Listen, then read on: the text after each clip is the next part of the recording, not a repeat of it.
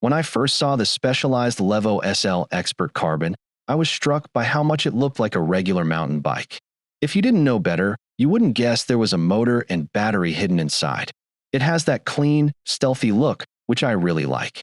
The weight was the second thing I noticed. It feels lighter than most EMTBs I've tried before, which made it easier to handle even before I started riding. The price did make me pause.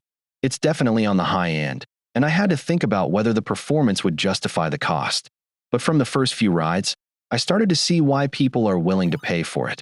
Riding feel and motor assistance. On the trail, the Levo SL doesn't have the heavy, overpowered feel that some electric mountain bikes do. The motor feels very natural.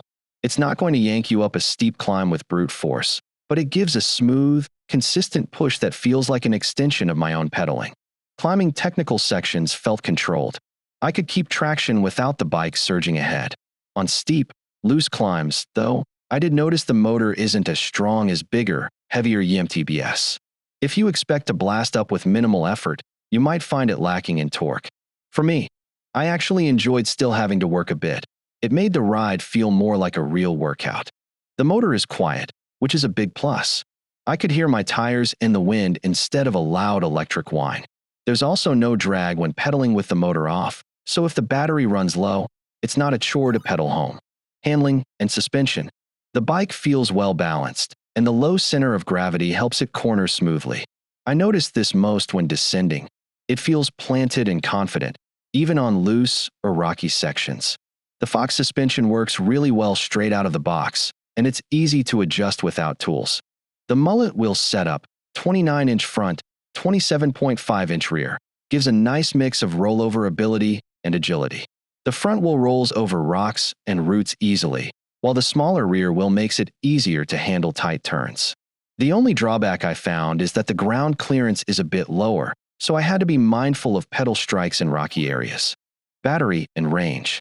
The internal 320Wh battery is fine for most of my rides, which are usually 2 to 3 hours. But on longer days, I did feel some range anxiety. There's an optional range extender, which adds more capacity, but it's an extra purchase and not a cheap one.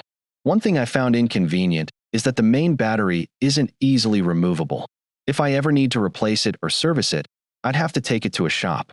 Charging is simple, but the port location is low on the frame near the crank, which means I have to be careful not to get it muddy. Components and details. The SRAM GX Eagle drivetrain shifts smoothly, even under load, but because the motor doesn't have shift sensing, I've learned to ease off slightly when changing gears to avoid extra wear. The brakes are solid, but I know some riders prefer to upgrade them for more bite.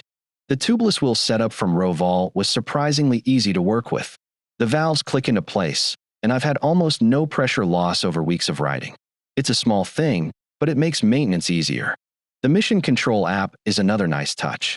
I can adjust the motor's power output to suit the ride, dial it down for more workout, or boost it if I'm feeling tired. Limitations. Aside from the price, which is high, my main concerns are about the proprietary motor system. Since it's new, there's no long-term track record for reliability or availability of parts. Also, small extras like the range extender cable or certain accessories add to the total cost more than I expected. Final thoughts. After spending time with the specialized Levo SL Expert Carbon, I think of it as a bike for riders who want a natural-feeling EMTB that still makes them work. It's light, quiet, and rides a lot like a regular mountain bike, but with just enough help to make longer or steeper rides more fun. It's not for someone who wants maximum power or a budget-friendly option.